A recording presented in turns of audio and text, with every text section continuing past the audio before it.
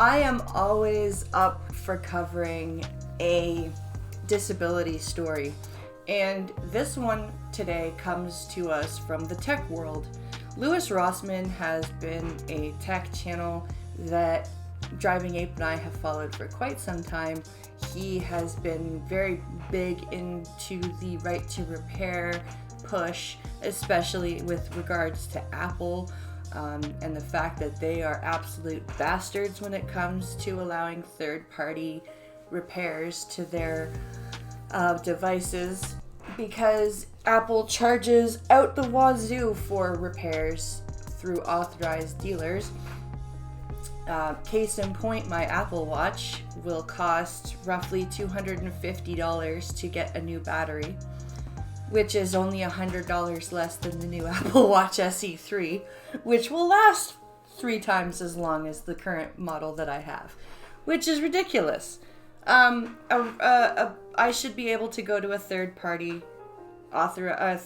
person and pay like $60 to get a new battery, because the watch is 5 years old.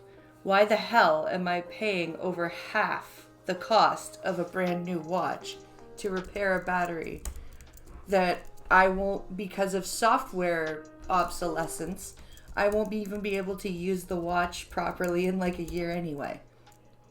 Anyways, Louis Rossmann is bringing us a story from a creator called Ryan Labs. And Ryan Labs is also a right to repair advocate and content creator whose wife happens to be visually impaired, and this is very important to the story. But without further ado, I think we're going to have Louis Rossmann tell us the details, and we are going to see just how ridiculous companies can be even when reasonable requests are put to them, and how shitty they can be to disabled people. So here we go. Here is our video from Mr. Rossmann. Hey everybody, how's it going? Hope you're having a lovely day. Welcome to today's episode of How You Getting Fucked. I'm your host, Louis Rossmann. Today we're going to be speaking about Mr. Stephen Ryan. Stephen Ryan has a YouTube channel called Ryan Labs and a company called Ryan Labs where he does industrial equipment repair. I have a lot of respect for Stephen Ryan, not just because he believes in right to repair, not just because he speaks to his politicians about it in a convincing and useful way, but also because he lives his ethics, and above all, he does not let anybody push him around. Now that is the perfect balance for a good advocate. You're reasonable, you're rational, you come to the people that you are trying to convince, and you're calm. But if people try to screw with you, you're like, no, that's not okay. That's not happening. Perfect balance. He does not allow himself to get screwed over or disrespected. When a company says that they want to flagrantly violate right to repair laws, he decides to publish the information on it. And when they say that they're going to sue him for $10,000 a day, he keeps the website up, he keeps all the information up, which is why I was happy to represent him, as just in case anybody's from a legal association is watching. I'm kidding, I'm not a lawyer, but I think I did a pretty damn good job of representing myself. The law firm that wanted to sue me for $10,000 a day and him for something similar actually fired their client. It was fun. That's pretty awesome. That I have to say. 2 content creators, no attorney, just representing, like one representing both of them, and a law firm clearly with the funds and wherewithal to come after 2 people to sue them for $10,000 a day. Not just a one-time, we're suing you each for 10 grand. No, a day. For every day that their information was published. And between the 2 of them, they managed to get that law firm to go to their client and be like, you know what, you guys are assholes and we're dumping you. You got us into a shit show here and we don't appreciate it. That's pretty cool. Kudos to them. But he's a great dude. He does not take any shit. And I love that he is a bulldog for right to repair. So he has a thermostat in his house, and he got this notice from the thermostat company, King Smart Heating Solutions. Dear Stephen, we hope this message finds you well.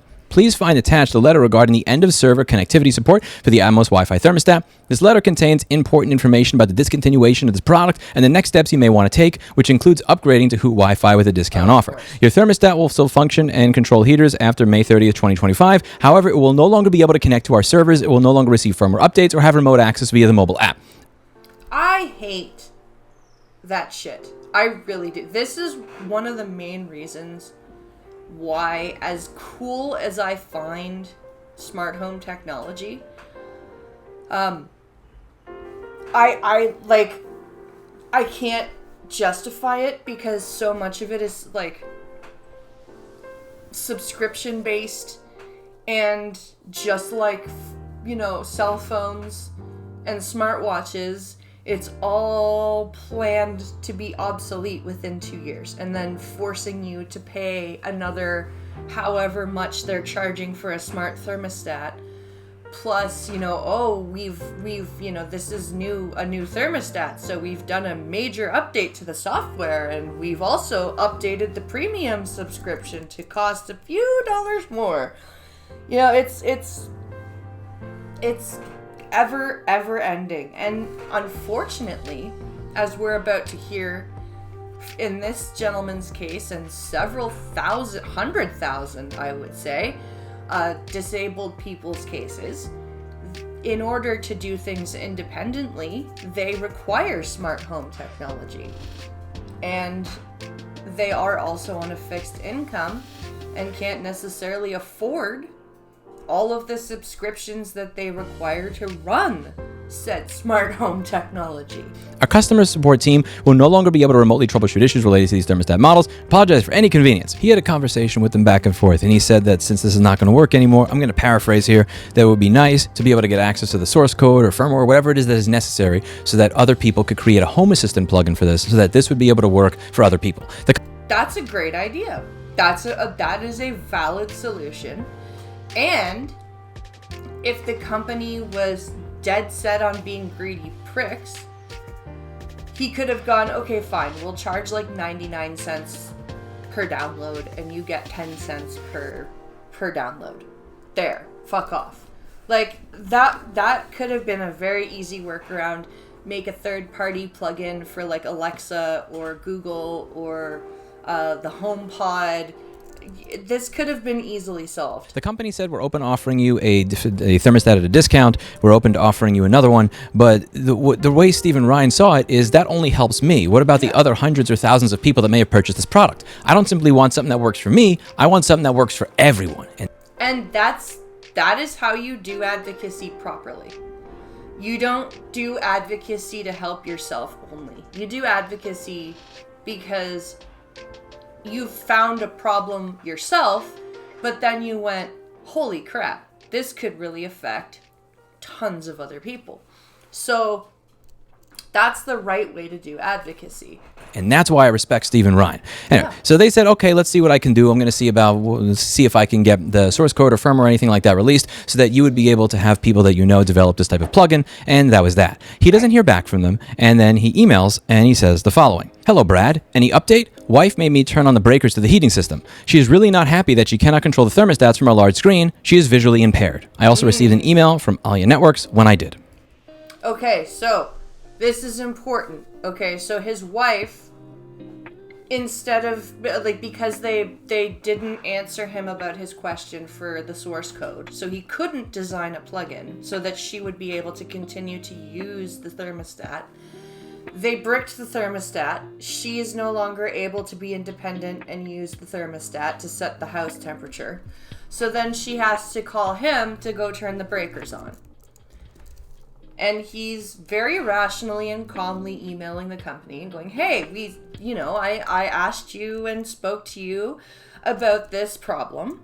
And, you said you would get back to me and I haven't heard back. So I'm just reaching out to see if there's been any update. This is the response. And then this is a response. Push the up button on the thermostat for more heat on the thermostat. Any reasonable person can perform this task. If you need assistance with pushing the up arrow button, please contact our tech support. He just explained that his wife is visually impaired. So the response to, hey, do you remember our conversation about me asking for the source code? to create a third-party plugin.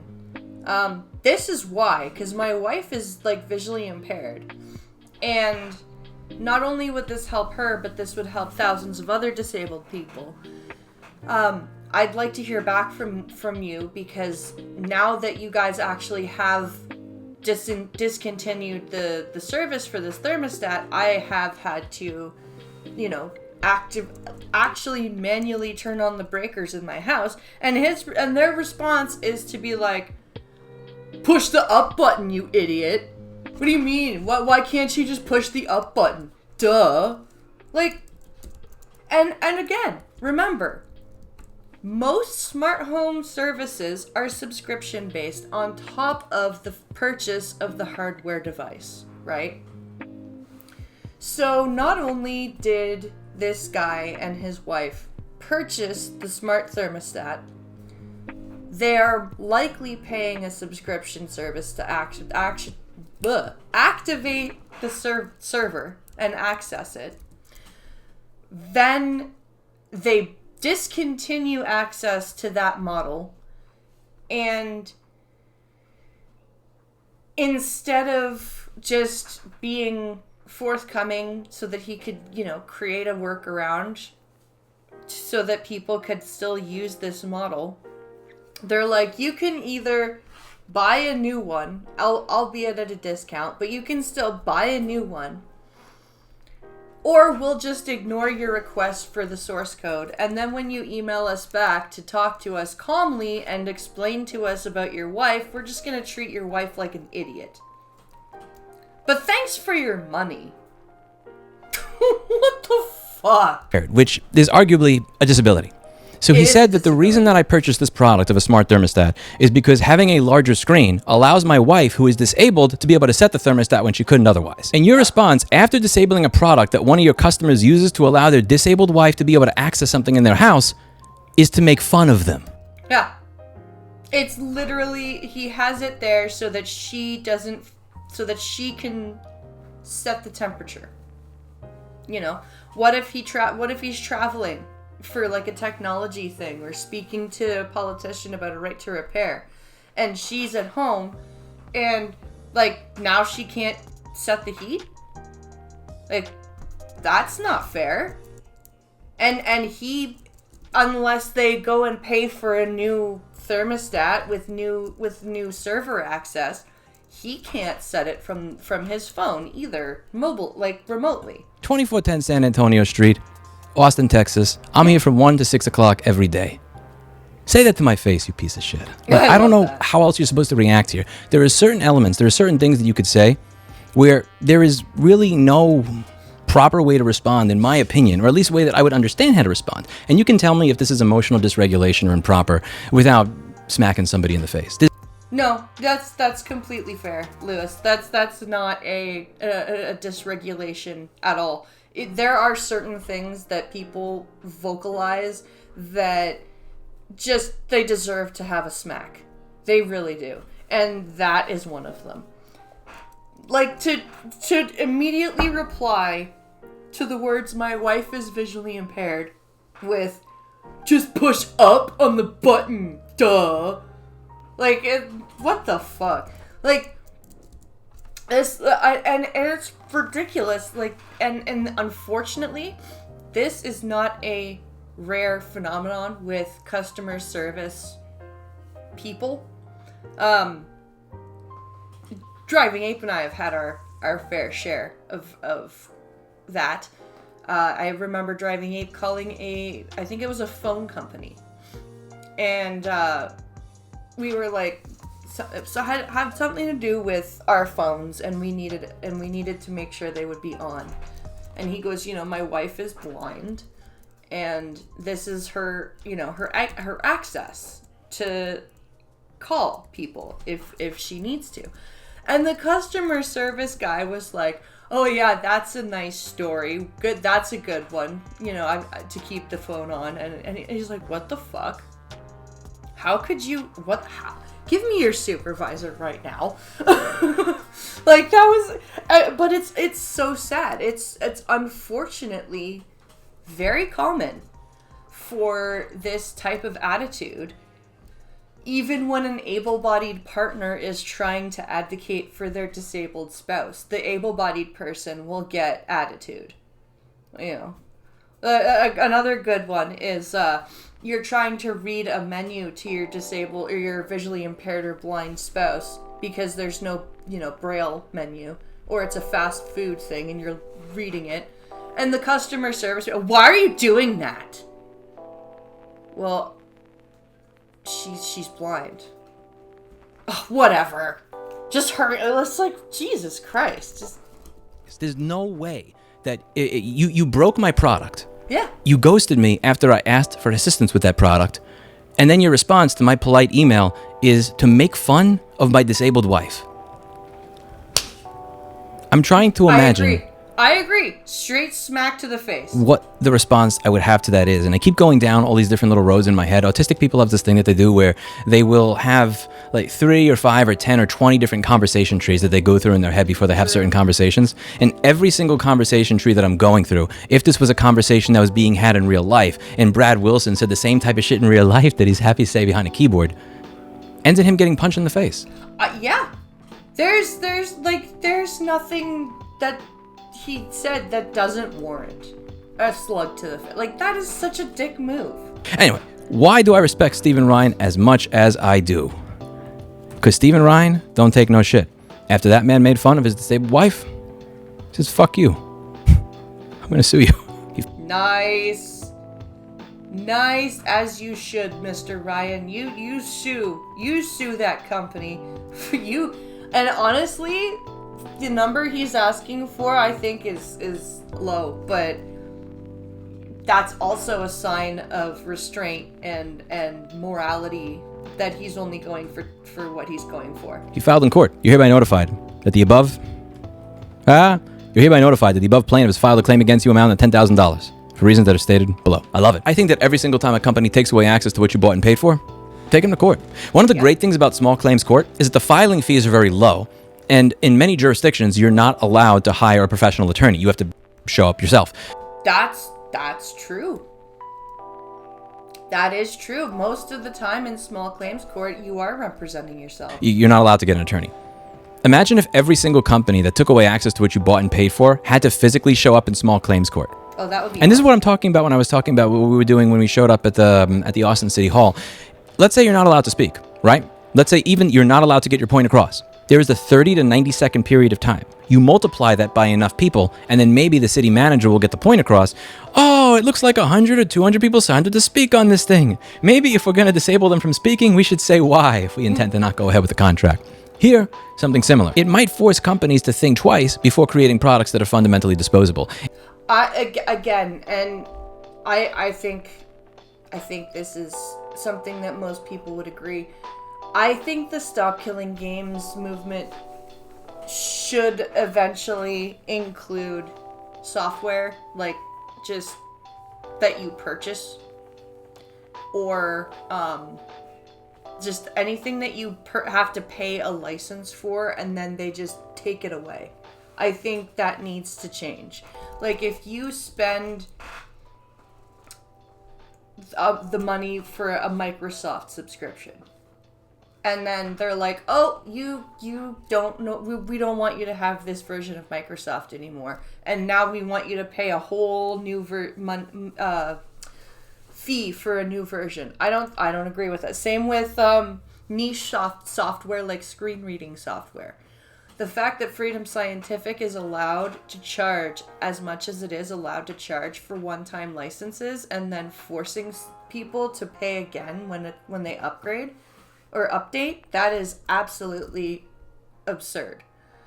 And the fact that the video game companies are doing this and making you pay hundreds of dollars, like $100 for a game, giving it to you for like 2 years, and then going, okay, it's offline now, bye. It's the same thing as, okay, you've paid this much money for this software, you get 3 years out of it, and then, oh, nope, we're moving on to the next, and also we would like more money, please.